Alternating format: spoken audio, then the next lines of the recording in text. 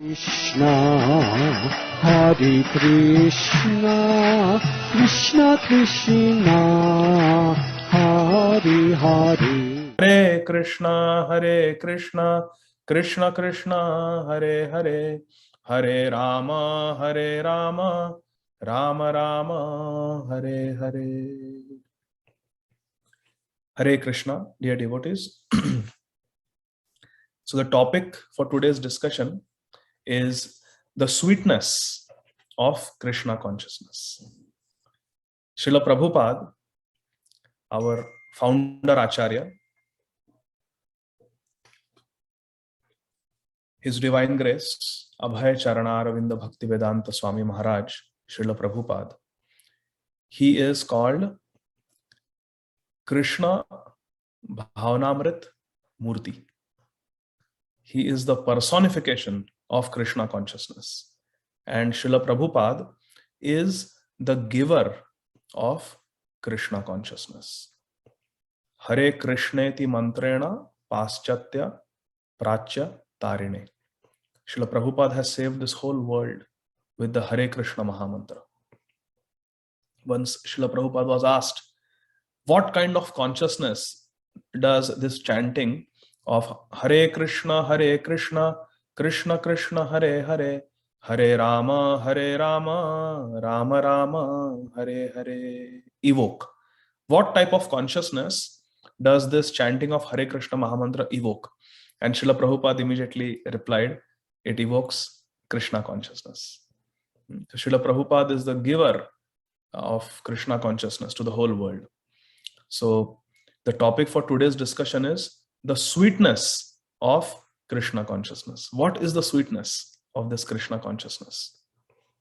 All of you know what is Krishna consciousness, isn't it? So Mihika, thank you for turning your video on. So raise your hand if you know what is Krishna consciousness. You know what is Krishna consciousness. Very good. So I presume that all your friends on the class, on this call, also know what is Krishna consciousness.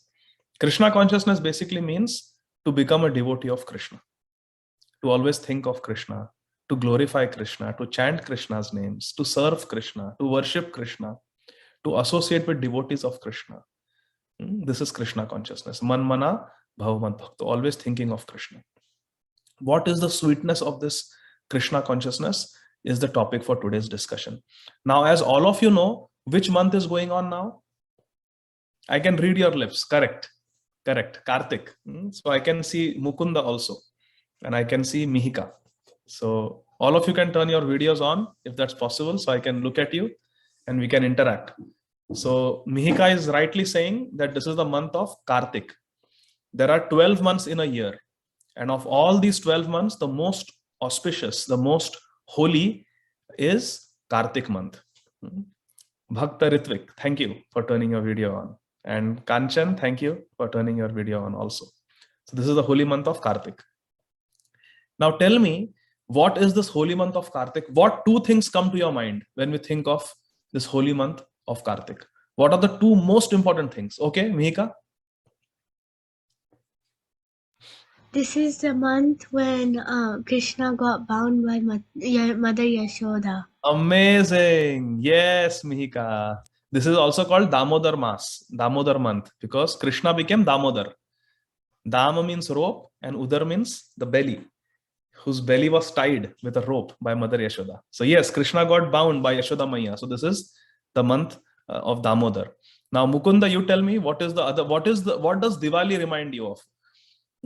What is the important thing that happened on Diwali in relationship to Lord Ramchandra? Why do we light the ghee lamps on Diwali? Because Lord Ram came back to Ayodhya after the 14 years of exile. Wonderful. Thank you.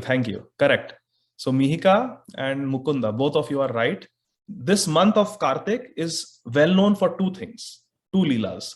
One, it is the month when Krishna got bound, and second, it is the time when we celebrate Diwali because Lord Ramachandra, he returned to Ayodhya. So now in next 1 hour, let us quickly see how these two events are related. Because Krishna getting bound by Mother Yashoda happened in which yuga? Dwapar Yuga.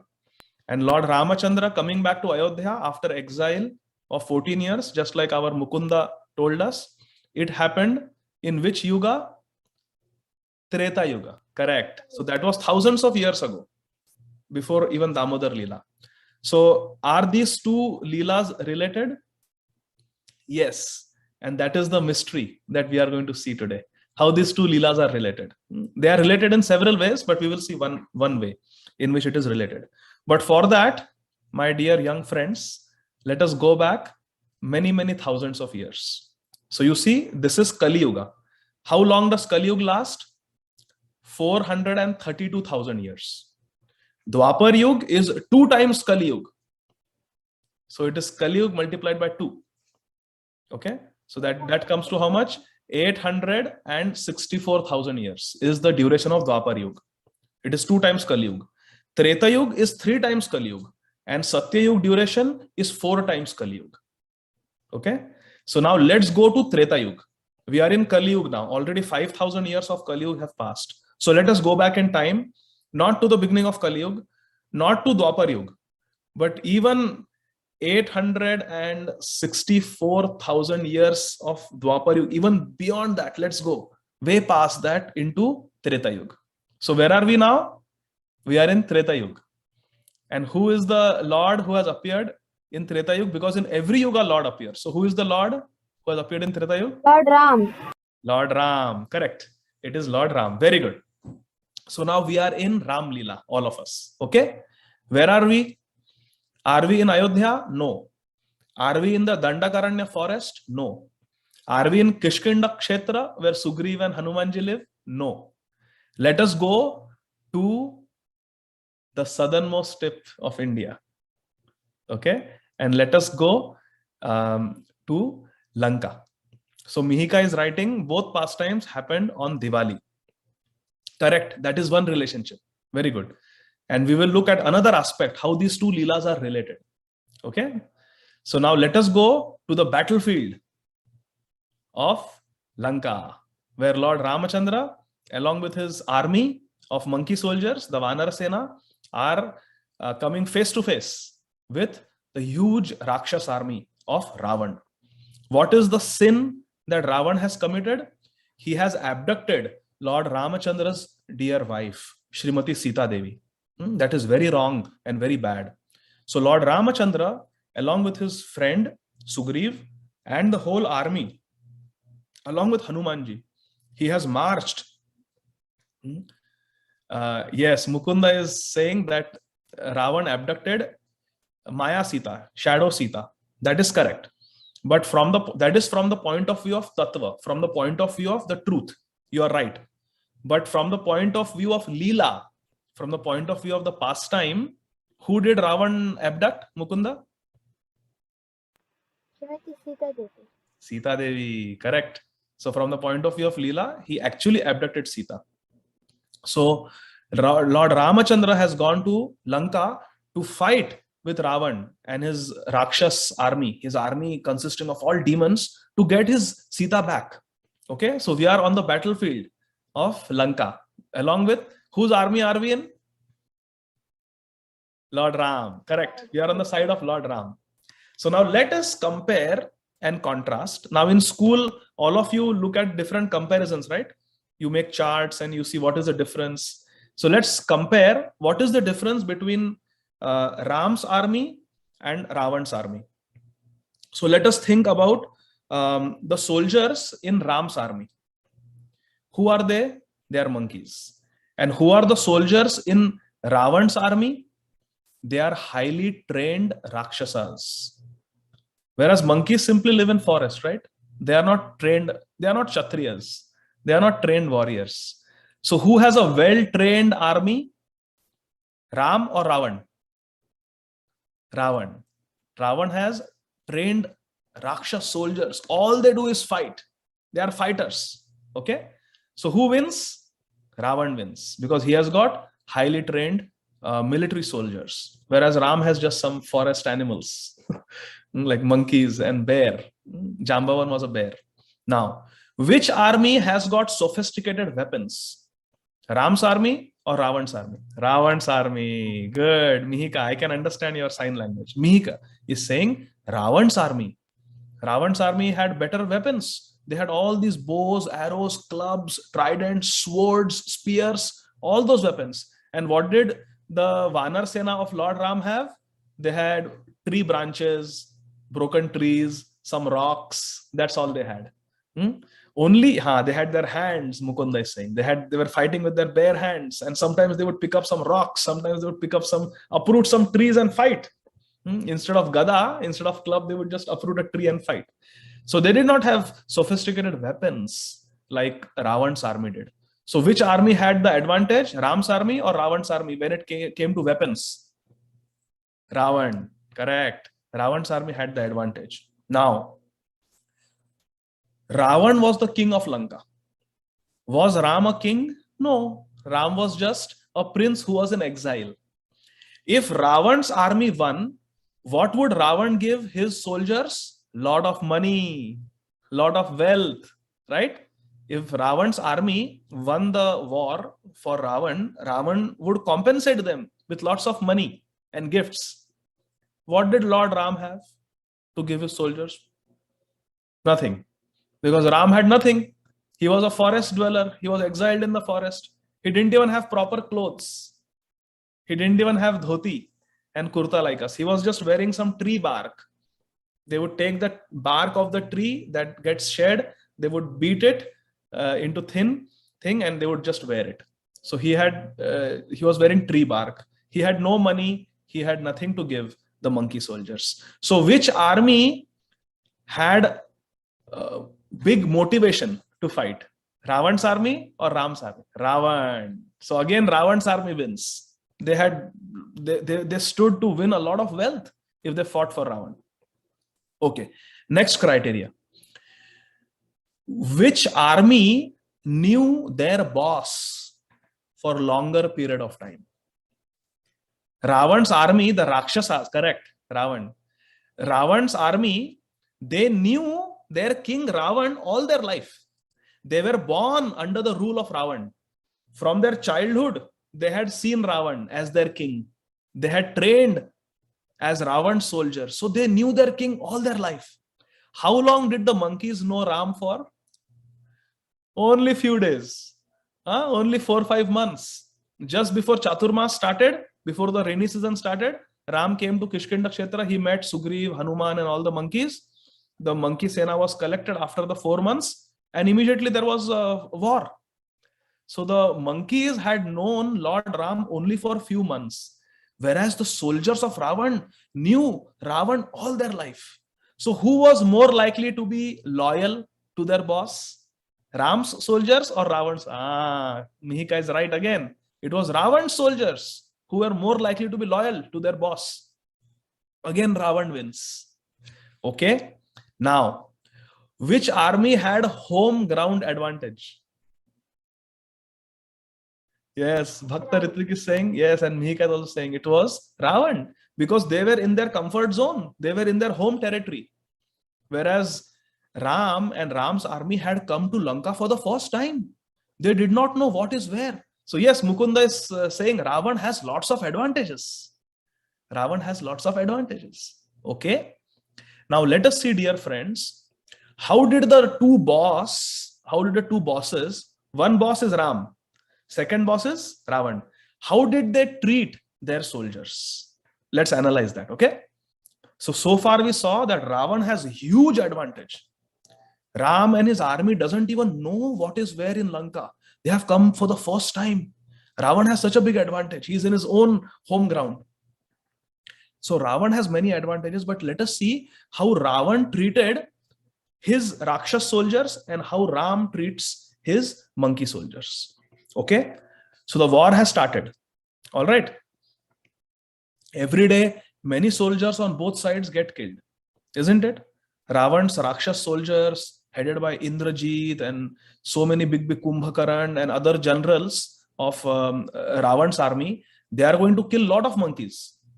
And Hanumanji, Nal, Neel, Angad, Sugriv, Lakshman, they are also going to kill lots of Rakshasas every day, correct? The fighting happens from sunrise to sunset. That is the rule. At sunrise, fighting starts. At sunset, they have to stop fighting. So at the end of each day, my dear young friends of Parthasarathi Foundation, you can imagine on both sides, there will be a lot of dead soldiers, isn't it? A lot of dead soldiers on both sides. So let us analyze through the pages of Ramayana how Ram treated his army and how Ravan treated his army. At the end of the first day of battle, Ravan called a meeting and he told the generals of his army, go to the battlefield, pick up the dead body of all our dead Rakshasas, and through boats, take them deep in the ocean and throw the dead bodies of the Rakshasas deep in the ocean, so that the sharks and the killer whales will eat the dead Rakshasas. Ravan's generals, they asked Ravan, but O king, what about the family? What about the families of those dead Rakshasas? The family members would like to perform the last rites for the dead family member. What about them? Ravan said, forget it. We don't care. Just pick up the bodies of the dead Rakshasas and throw them deep in the ocean so that the sharks and the killer whales will eat their dead bodies. And in the morning, when Ram's army will begin fighting, they should not see any dead Rakshasa. So Ram's army will think that, oh, we didn't kill any Rakshasas yesterday. There are no dead bodies of the Rakshasas. We did not kill any Rakshasas. So Ram and his army next morning should not find the dead body of a single Rakshas. Just throw them, dump them into the ocean, deep into the ocean. And that's what Ravan's generals did. So how did Ravan use and treat his Rakshas soldiers? Bad. This is called use and throw. Use them to fight and then throw them. Literally, use and throw.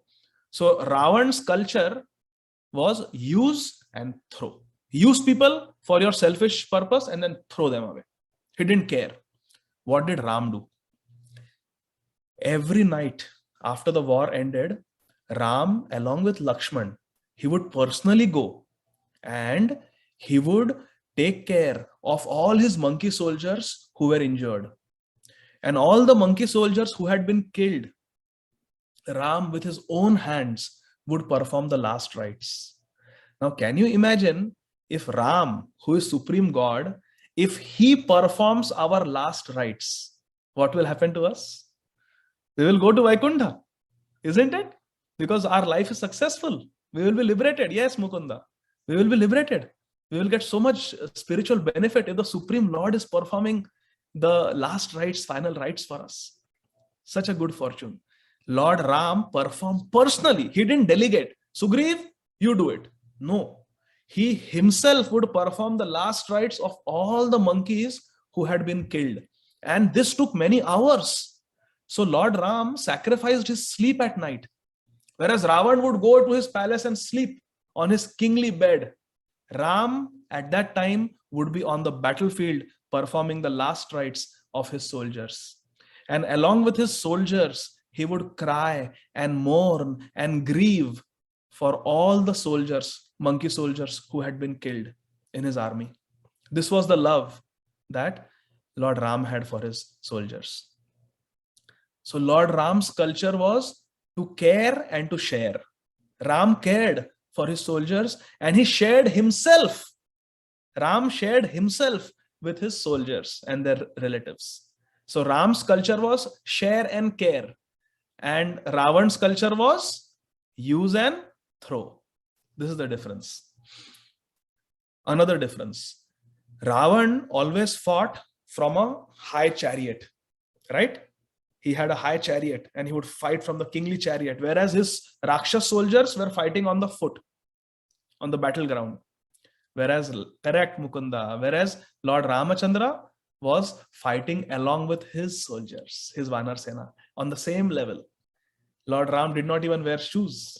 He was on the bare ground along with his foot soldiers, same level.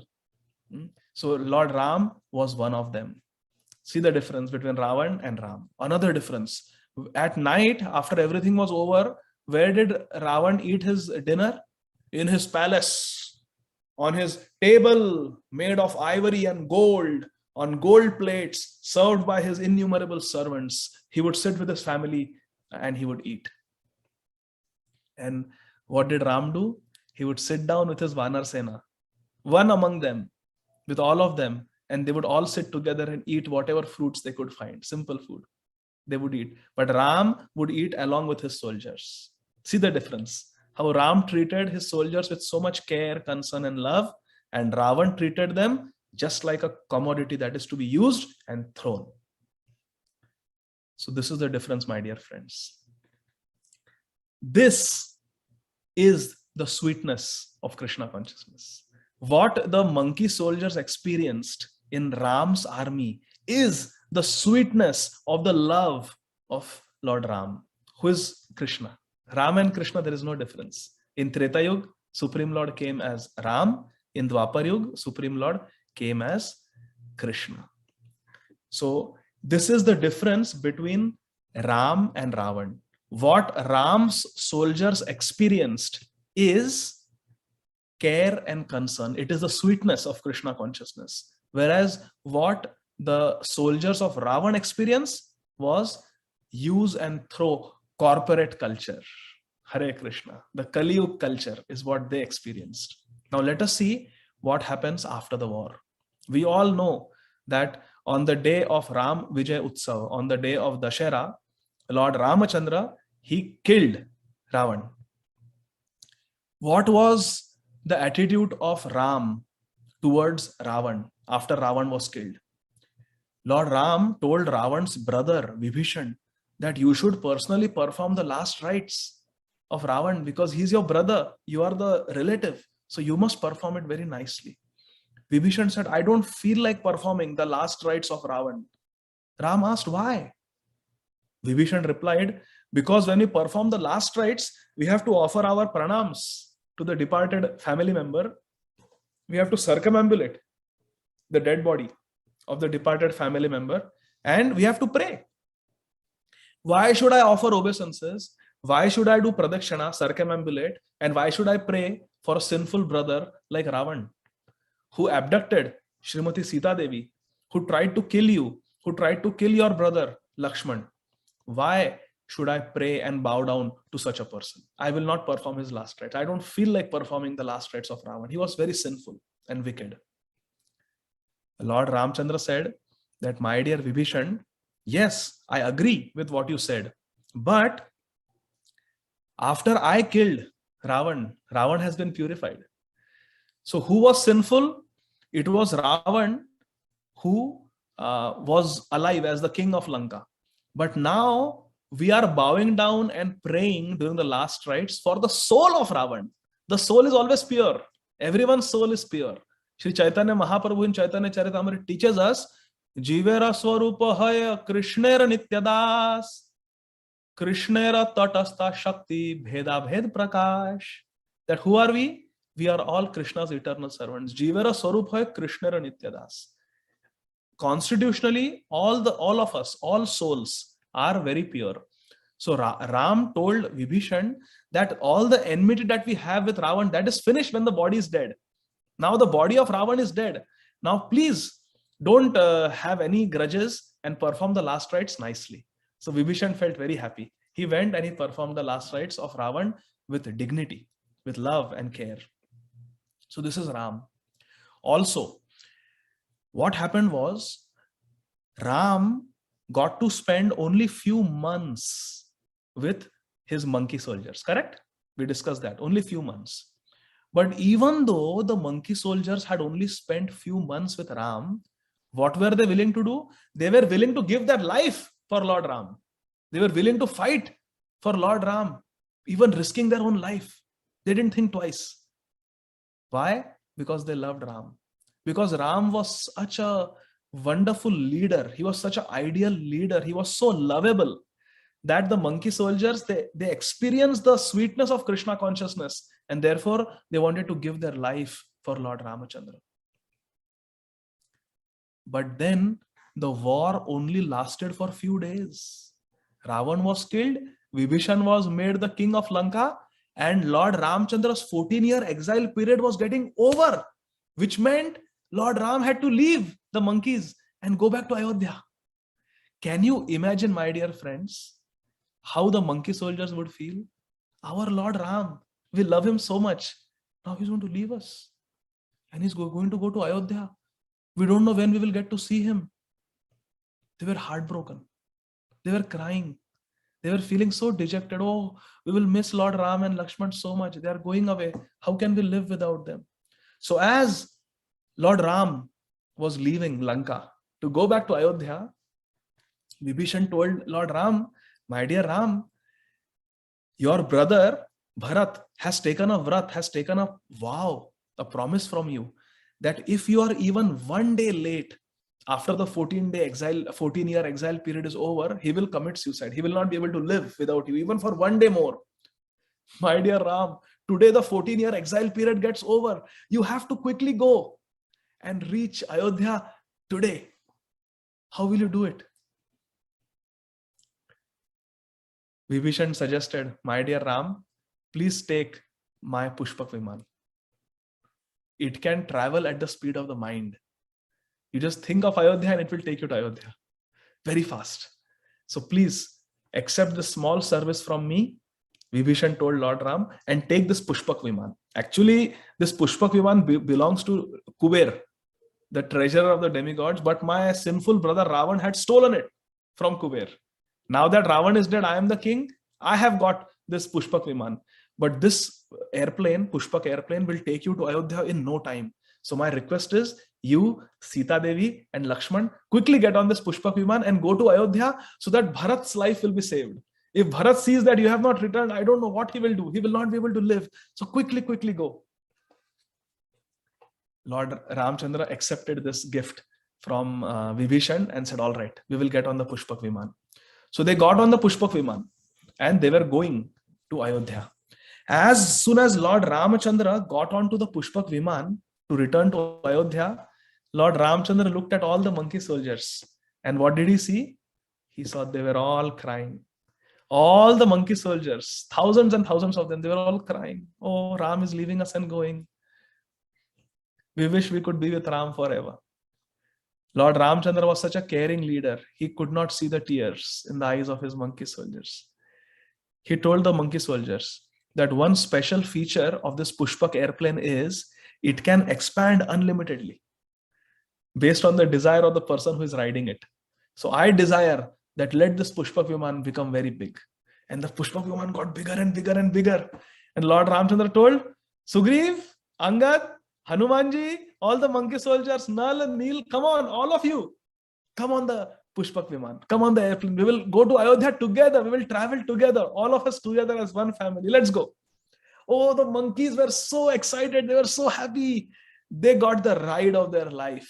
They had never imagined they would get to ride on the Pushpak airplane. They quickly got on the Pushpak airplane, all excited, jumping up and down. And the Pushpak airplane took off. As the Pushpak airplane was flying over Kishkinda Kshetra on the way to Ayodhya, Lord Ramchandra looked down at the kingdom of Sugriv. And he told Sugriv, let us land our plane here. I have some important work to do. So the Pushpak airplane landed at Kishkinda Kshetra. And Lord Ramchandra told Sugriv, Angad and all the monkey soldiers, quickly go. Make haste. Quickly go and bring your family members, your wives, your parents, your children, everyone. I want all of you to come with me to Ayodhya. Don't leave them behind. Let's all go together. So all of them got onto the airplane. And together, as one big team, big family, they came to Ayodhya. And all the monkey soldiers were there. You know how? Even the soldiers who died on the battlefield, who were killed by Ravan and his Rakshas army, even the dead monkeys were present on the Pushpak Viman. Do you know how that happened? Because after Lord Ram killed Ravan, the Devatas, Indradev, Brahmaji, they were very happy because Ravan was like a headache for them. So Ram killed Ravan, so all the Devatas are very happy. They came and they told Ram, my dear Ram, please ask us for any benediction. Now actually Ram is the source of all the Devatas. He is the Lord of all the Devatas, but he is performing Naravat Leela, human-like pastimes. So when the demigods offered benediction to Lord Ram, Lord Ramachandra said, all right, I will ask. All my dead soldiers, Vanar army, all the dead soldiers, please make them alive, healthy immediately. So all the dead Vanar soldiers, they came back to life. And Lord Ramchandra said, all the injured soldiers, let them regain their health. So all the injured soldiers, some had fractures, some had cuts, all of them were restored to normal health immediately. Therefore, when Lord Ramachandra landed with his army in Kishkinda Kshetra, there were no widows. There were no children who had lost their fathers. No one died. Everyone was revived. Lord Ramchandra asked for that benediction. So therefore, there was no crying in Kishkinda Kshetra. Everyone happily got on the airplane and they came to Ayodhya. And there was a big, wonderful coronation ceremony in Ayodhya where everyone participated. So this is the love and care that Lord Ramachandra is showing towards his devotees. And in Ayodhya, Lord Ramachandra treated all this Vanar Sena, all the monkey soldiers, as VIP guests. VIP guests. They got very special treatment because Lord Ramchandra said, for so many months, I was there with them, but being exiled in the forest, I could not give them any gifts. So now that I am the king and I have got so many facilities, I want to use my facilities to serve my friends, to make them happy. So Lord Ramchandra gave them so many gifts and treated them like VIP guests, and they all had a great time. This is the sweetness of Krishna consciousness, my dear friends. But still, Lord Ramachandra was not satisfied. He was still not satisfied. So in the next yuga, in Dwapar Yuga, when Lord Ramachandra came as Lord Krishna Chandra, when Lord Ram came as Lord Krishna, what did he do? You see the background of Mukunda. Mukunda, can you put that background again? Mother Yashoda chasing Lord Damodar. When he came as Krishna in Dwapar Yuga, what did he do? He remembered that my monkey friends, my monkey soldiers, they had served me so nicely when I was Ram. But now I have come as Krishna. So let me give them an upgrade. Kanchan, do you know what are the different rasas in which the devotees reciprocate with the Lord? The 5 rasas? Vatsalya bhav, Madhurya bhav, Dasya bhav, Sakhya bhav, and Shanta. Shanti bhav. Very good. So Kanchan said there are 5 relationships that we can have with the Supreme Lord. The first one is Shanta Ras, where we can be like the cows of Krishna. We can be Krishna's cows. Second is Dasya, where we can be servants of Krishna. Nanda Maharaj, Yashoda Maya have many servants in Nanda Bhavan. They serve Krishna. So the servant, Dasya Bhav. Then there is Sakhya Bhav. Sakhya Bhav means we can be friends of Krishna. Then there is Vatsalya. We can love Krishna like a parent. And then there is Madhurya Prem, like Radharani and the Gopis and the Ashtasakis. So this is a spiritual hierarchy. There is Shantaras. Higher than Shantaras is Dasya. Higher than Dasya is Sakhya. Higher than Sakhya is Vatsalya. And highest, higher than Vatsalya is Madhurya Prem of Srimati Radharani. So Lord Ramachandra, who now is present as Lord Krishna, is thinking, these monkeys, soldiers, they were in Dasya Bhav. In Treta Yuga, they were in Dasya Bhav. They served me so nicely. Let me give them a transcendental upgrade. Let me upgrade them from Dasya Bhav to Sakhya Bhav. So when he came as Krishna, he accepted these monkeys as his own friends. He would play with them. And not only that, Krishna did something very special.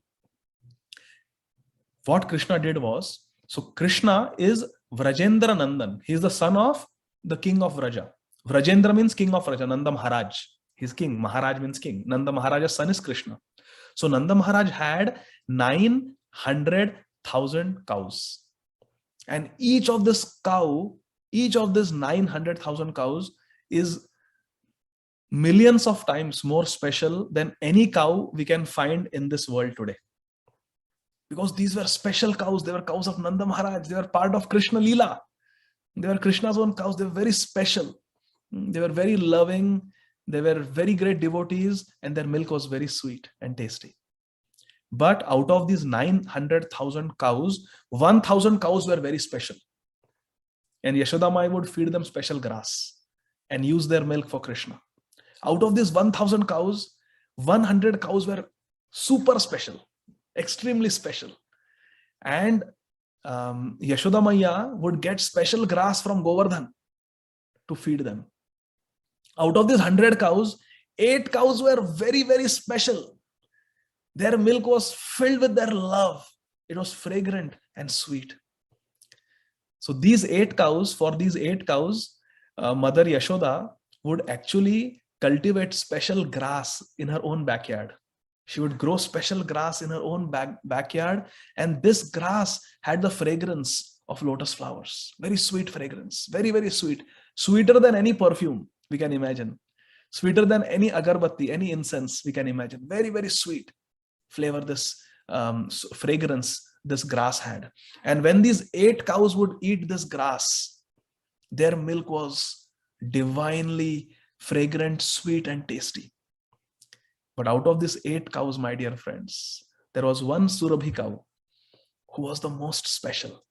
And for her, Mother Yashoda, in her own house, would grow a special grass called Padma Gandha grass.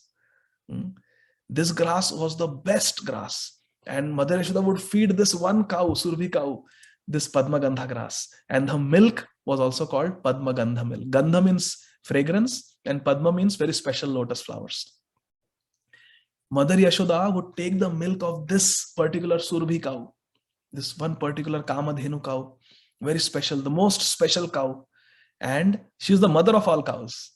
Mother Yashoda would take her milk after feeding her Padma Gandha grass. She would take her Padma Gandha milk, and with that milk, Mother Yashoda would prepare special yogurt and then churn it. And yes, Mukunda, that milk was super tasty. We cannot even imagine how tasty it must be. And Mother Yashoda would take that milk with her own hands, make yogurt from that milk, and then churn that yogurt to get butter. And from that butter, she would feed Krishna that butter. And that was Padma Gandha Makhan. It was the most delicious makhan. It was Krishna's favorite dish. And it came from this special cow. This butter is the most special divine butter in the whole world. And what did Krishna do in Damodar Leela? Krishna was remembering what his monkey friends have done for him in the previous yoga. So Krishna ate this Padma Gandha butter. So first of all, this Padma Gandha butter is coming from the cow who is most special. Everybody agrees? Raise your hand if you agree. It's the most special cow. Okay. Did a special devotee make this butter? Yes, Mother Yashoda. She's the topmost devotee in Vatsalya Prem. She with her own hands made this butter. So it's a very special butter. Did Krishna eat it? That butter that is from Padma Gandha cow made by Mother Yashoda with her own hands. Not some servants have made. Not some other gopis have made. No, this is butter made by Mother Yashoda herself. And did Krishna eat it? Yes. So it is Krishna's Mahaprasad. Now can you imagine what is the quality of this butter? It is from Padma Gandha milk of the Surabhi cow. It is prepared by Mother Yashoda with her love, with her own hands. It is eaten and enjoyed by Krishna. It is Mahaprasad. Krishna took this special Mahaprasad Makhan butter in Damodar Leela. He called all his monkey friends. Those same Vanarsena monkeys reincarnated in Dwapar Yuga as the monkeys of Vrindavan. And they were Krishna's friends. And Krishna, sitting on that wooden grinding mortar with his own hands, was feeding this Padma Gandha milk butter Mahaprasad Makhan to these monkeys. Can you imagine? These monkeys who were fighting for Krishna in Treta Yuga, fighting against Ravan, risking their life. Now Lord Ramchandra has come as Krishna and he's feeding Padma Gandha butter with his own hands. Not that he puts it in some bowl and serves them. Take. No, come, eat with my own hands. And Krishna is feeding. Mukunda is saying, I wish I was one of those monkeys. I wish so too. So these monkeys, they were being fed by Krishna, this Padma Gandha butter with his own hands, my dear friends. This is the sweetness of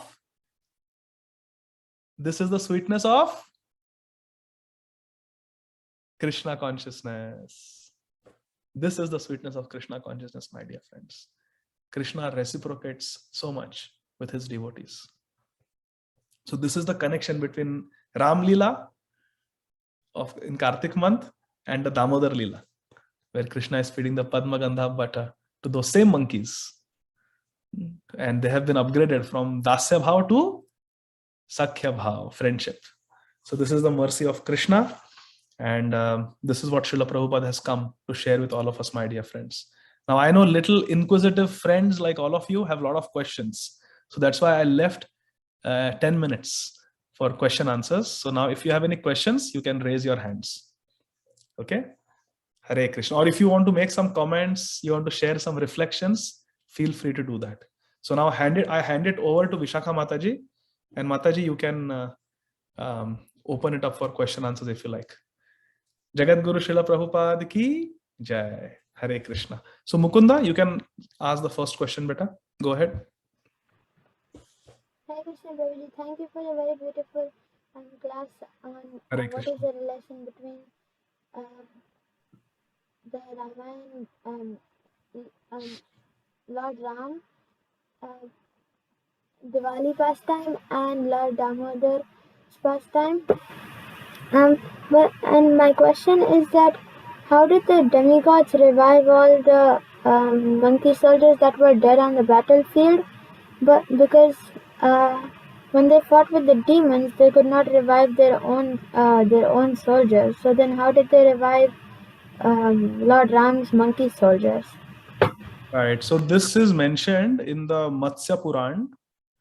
This story is mentioned where there is a guru of the demons. Yeah, tell me, what is the name? Shukracharya. Very good. So this, and who is the guru of the Devatas? Very good. Very good. Brihaspati. Yes, correct. All of you are right. So Brihaspati is the guru of the Devatas, the demigods. And the guru of the demons is Shukracharya.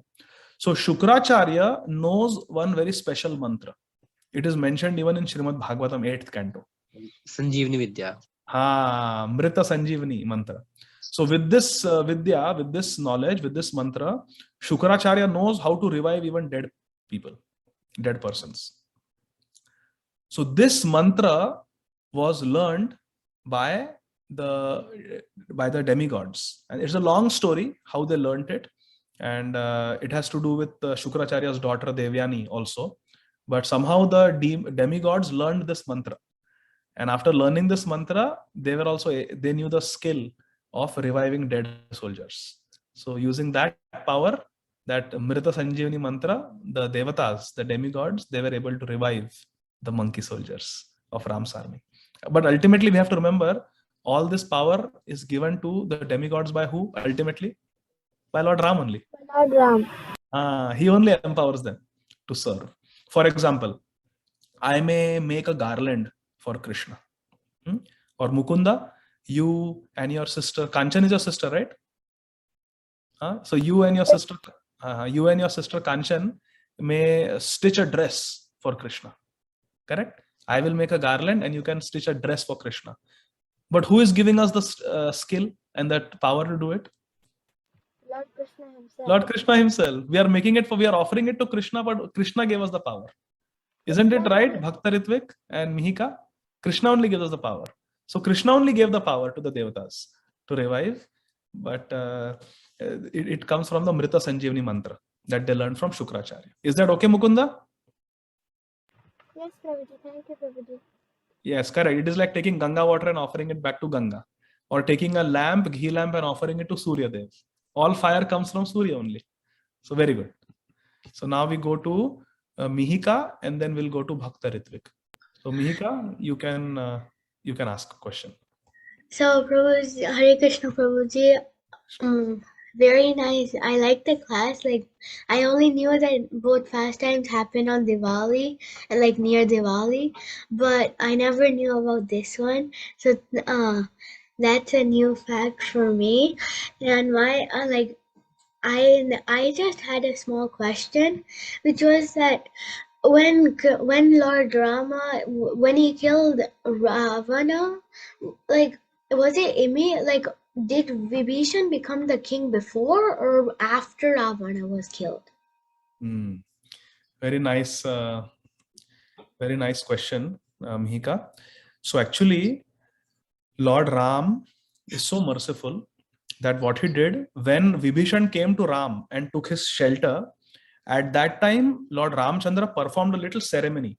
He took some ocean water, chanted some mantras, and he made Vibhishan Lankeshwar. He made Vibhishan the king of Lanka. He made Vibhishan the king of Lanka at that time only, when Vibhishan took shelter, even before the war started. Wow. But Vibhishan actually got to enter Lanka and sit on the throne of the king after Ravan was killed. Like that. Okay, Prabhuji. So basically, he was already the king of Lanka before, but he actually became the king after Ravan was killed. Yes. Yes. Okay. Thank you, Prabhuji. You're welcome, beta. So now Bhakta Ritvik. Hare Krishna, Prabhuji, Dandavat Pranam. Hare Krishna, Dandavat Pranam, Jai Srila Prabhupada. So, Prabhuji, my question is that, like you beautifully described about the Leela of past life of Krishna and of Lord Ram. So, sometimes when we are preaching, and because Srila Prabhupada also has said that preaching is the most important part of our ISKCON community. So, when we are preaching, so some devotees are from other sampradayas, like for Ramanandis or Sri Sampradayas, so they worship Lakshmi Narayan or Sita Ram. But in ISKCON, we worship Radha Krishna, the Gaur Nitai, they're the topmost deities. And we also give points like the rasa in the Krishna Bhakti is above the devotion of Narayan or Lord Ram. And even the name of Krishna is above chanting the names of Lord Ram and Narayan. But when we read Chaitanya Charitamrita, it comes in the point of the brother of Rupa Goswami and Sanatana Goswami, who was a devotee of Anupam. So he was a devotee of Lord Ram, and even Rupa Goswami and Sanatana Goswami told him to chant Krishna's name, but he wasn't able to. And even we hear about this Murari Gupta. So Prabhuji, if anyone is a devotee of Narayan or Lord Ram, so should we preach him to come to the devotion of Krishna or not? That's my question. No, we should not. First of all, Bhakta Ritvik, I'm so touched and so impressed with your maturity and your knowledge and your understanding. I'm just so happy to hear your question. It's a very thoughtful question. Very thoughtful question. And I pray to Srila Prabhupada and I pray to Shri Radha Madan Mohan to bless you immensely. Thank you, Prabhuji. Immensely, yeah. Very thoughtful, very sensitive question. Yes. So when someone already has faith, we should not disturb them. We should not, especially if someone is in a bona fide sampradaya, like Ramanandi Sampradaya, Shri Sampradaya, or Kumar Sampradaya, we should never disturb their faith. Because they are in a bona fide process, and we have to understand that our way is not the only way. Yes, our way is not the only way. There are many other ways. There are Kumar Sampradaya is there. There is Rudra Sampradaya. There is Shri Sampradaya, and even in our Brahma Sampradaya, there are many branches. Like for example, we are distinctly different from the followers of Shripad Madhvacharya, because they are also worshippers of Lakshmi Narayan or Rukmini Dwarkadish. Yes. So we are distinctly different from them, because worship of Radharani was started by Shripad Madhavendra Puri, Ishwar Puri, and Lord Chaitanya Mahaprabhu. Before that, it was not so much known. So we are distinctly different even from our own Brahma Madhva Sampradaya. We are quite different. We are Gaudiya Vaishnavas. Yes. So we should respect all of them. And we have to understand that as far as rasa is concerned, like you rightly pointed out, our path is the supreme. Shri Chaitanya Mahaprabhur matam idam tatra dara na para. There is nothing higher than the teaching of Mahaprabhu, because he's Radha and Krishna himself combined, both of them combined. But at the same time, we have to understand that there are many Vaikuntha planets in the spiritual world, and there all these devotees will serve. So from the point of view of rasa, what our philosophy is, that is the highest. What Srila Rupa Goswami and Raghunath Das Goswami are giving us, Radha Dasyam, that is the highest. Yes. But from the point of view of Tattva, from the spiritual truth point of view, there is no difference. There is no difference. The devotees of Lord Ramachandra are as perfect as the devotees of Lord Narasimhadev, who are as perfect as the devotees of Lord Narayan, who are as perfect as the devotees of Krishna. Because all are pure devotees. From the point of view of Tattva, they are all liberated souls. So all these sampradayas, the devotees are going to go back home, back to Godhead. And there may be subtle difference in the rasa, and we should leave it. But if someone is favorable, for example, you gave two brilliant examples from Chaitanya Charitamrita, Murari Gupta and Anupam, the younger brother of Rupa and Sanatan Goswamis. Both were Ram Bhaktas, and through that pastime, Chaitanya Mahaprabhu and Rupa Goswami, Sanatan Goswami, both are teaching us not to disturb. Rup Sanatan tried to preach, then they backed off when they saw the faith of Anupam. Mahaprabhu tried to preach to Murari Gupta that you should worship Krishna. Murari Gupta tried, couldn't do it, and Chaitanya Mahaprabhu backed off. And he in fact told him that I was just testing you. You should never change your faith from Lord Ramachandra. And till the end, Murari Gupta remained a devotee of Lord Ram. And Shri Vallabh also remained a devotee of Lord Ram. When Shri Vallabh died, it is there in the Antya Lila, 4th chapter Antya Lila of Chaitanya Charitamrita, Mahaprabhu is talking to Sanatan Goswami and telling him that your brother passed away. At that time, Mahaprabhu glorifies Anupam so much that and Mahaprabhu says he went back home, back to Godhead, because he was a great devotee of Lord Raghunath, Lord Ramachandra. So we have to understand that all these devotees of all the bona fide sampradayas, they are on their way back home, back to Godhead, which is glorious.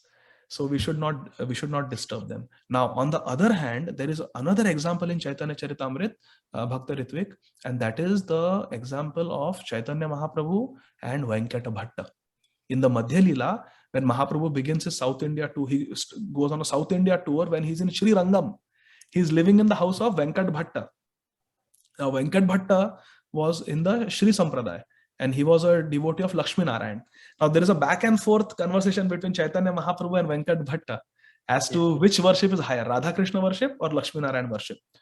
So there, because Shri Vallabh, because Shri Venkat Bhatta was very receptive to change, and he was inquiring from Mahaprabhu. Mahaprabhu told him very frankly the difference between Radha Krishna and Lakshmi Narayan, and Venkat Bhatta converted to Radha Krishna worship. So did his brother Prabodhananda Saraswati, and so did his son Gopal Bhatta Goswami. The whole family converted. But that was done by Mahaprabhu because Venkat Bhatta was very receptive and open to change.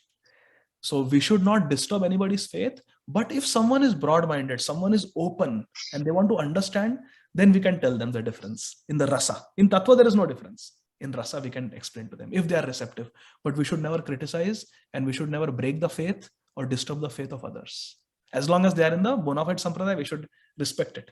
But we should follow ours. Yes, sir.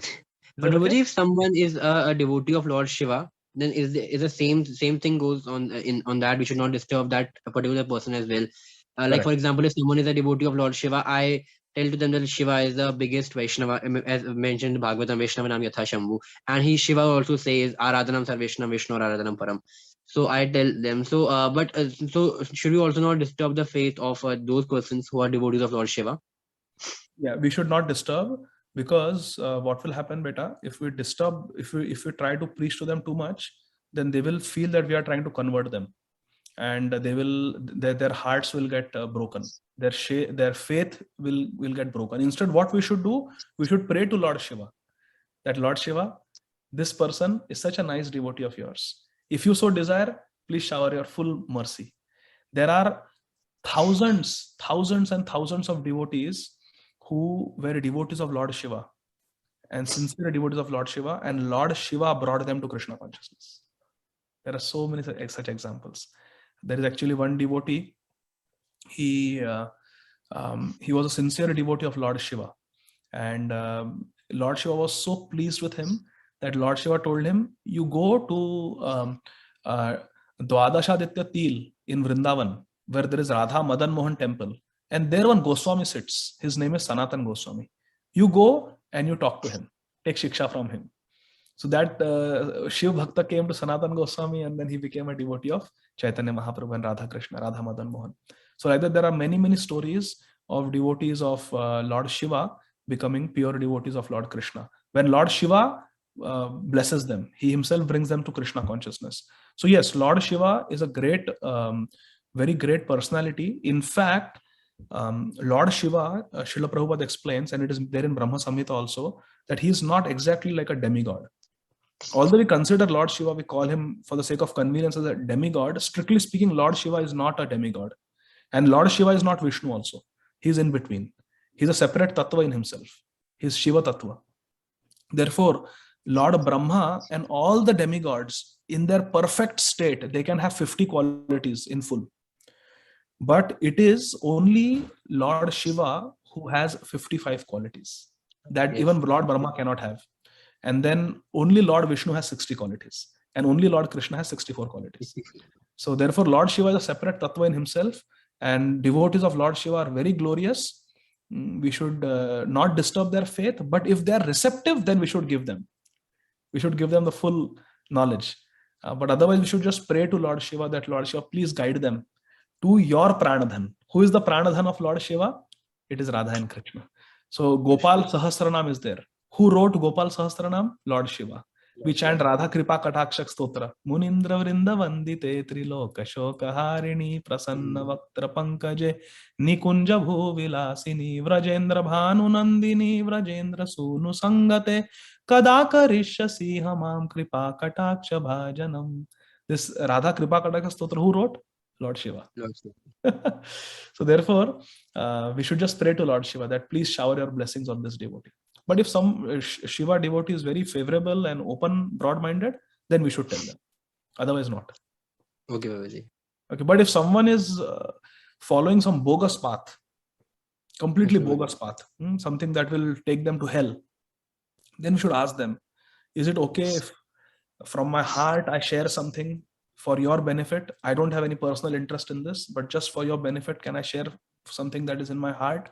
If they say yes, then we should tell them that please, there are no bona fide sampradayas, sampradaya vihinaye mantraste nishphalamata, follow the one of the bona fide sampradayas. Please try to understand the mercy of Sri Chaitanya Mahaprabhu. He will become very happy.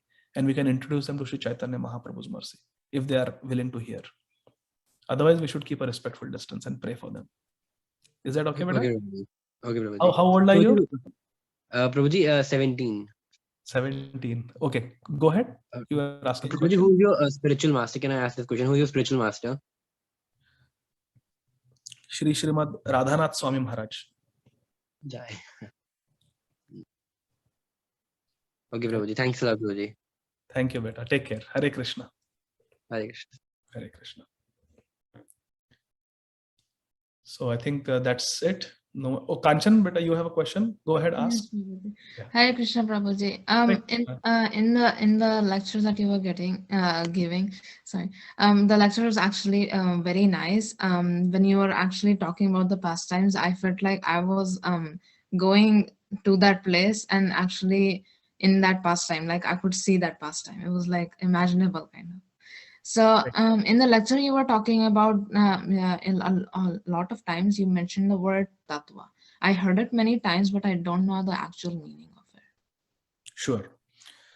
Tattva is a Sanskrit word which means in truth. So for example, to give an example, let's say you are in your school, okay? You are in your classroom. Let's say there are 20 students in the classroom and there is one teacher who is teaching. If you see from outside, someone who doesn't know will see that, well, all of you are in the same classroom at the same time. So all of you are same. One may say that all of you are same. The teacher and Kanchan, both are same. Both are in the same classroom, in the same school, in the same city at the same time. Both have two eyes, both have two hands, both have two legs. So both are speaking the same language, English. So both are same. There is no difference. Well, from the point of view of Tattva, that is true. Because you are a human being, she is a human being, you are a citizen of America, she is a citizen of America, you have equal rights. Everything is same. Yes. Both are human beings. All human beings have same rights. So yes, in Tattva, there is no difference. But from the point of view of education, there is a huge difference. You are a student and she is a teacher. She has access to the teacher's room. She has access to the special computers and all the softwares, and she can design your assignments. She can assess your assignments and give marks. You cannot do that. You cannot give assessment marks to your fellow classmates, but she can. So from the point of view of education, there is a lot of difference. So that is like rasa. From the point of view of rasa, there is difference. But from the point of view of tattva, there is no difference. You will also get a lunch break. She will also get a lunch break. You have a right to eat. She has a right to eat. You have a right to use the restroom. She has a right to use the restroom. You have a right to come to school. She has a right to come to school. So from the point of view of tattva, there is no difference. You are both human beings having the same rights and privileges. But from the point of view of education, there's a huge difference. You don't get paid to go to school. In fact, we have to pay to go to school, and the teacher gets paid to come to school. You see, there's a lot of difference. So that we can see as rasa. So from the point of view of tattva, there is no difference. From the point of view of rasa, there is a huge difference between Radha Krishna worship and Lakshmi Narayan worship, to give an example. But in tattva, they're all same. So like that. Is that example is okay? Teacher and student? Thank you very much. I also had another question, Prabhuji. I think I asked this question before, but either I forgot or I didn't understand.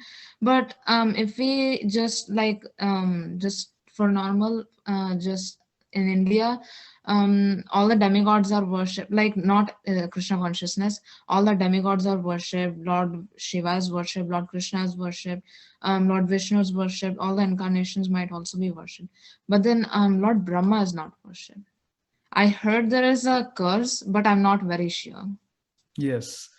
So there is a curse that Lord Brahma will not be worshipped and he will not have a share in the sacrifices, and there will be no temple. But it's a long story. Maybe we can share it some other time. But there is a curse like that, and therefore there is only one temple of Lord Brahma, and that is in Pushkar in India, in a place called Pushkar. That is the only Brahma temple, and like that. So there is no temple, but then Brahmaji, being our Sampradaya Acharya, he is worshipped. There are small temples of Brahmaji. Have you gone to Barsana? No, Prabhuji. So if you go to Barsana Dham, which is the place of Srimati Radharani, her own home, the main temple is the Shriji Mandir, Shriji temple. Radharani is worshipped as Shriji. When you climb up that mountain, that hill where the Shriji Mandir is there, as soon as you start climbing, on the right side of the staircase, there's a beautiful temple of Lord Brahma, where the four-headed form of Lord Brahma is there. And we always, before taking darshan of Shriji, we offer our obeisances to Lord Brahma, because he is our Sampradaya Acharya. Brahmaji has become the four hills of Barsana: Mangad, Bhangad, Dangad, Vilasgad. Those four mountains. His four-headed Brahmaji has become. So yeah, but that story we can discuss some other time. It's a long story. Sure, Prabhuji. Thank you very much, Prabhuji. Hare Krishna. Hare Krishna. Any other questions or comments? If not, then we can end the call. Hari Lila Prabhu, thank you very much. Thank you very much, Prabhu. So wonderful class, Prabhuji. And some of the kids did not show up today because of whatever reason they somehow.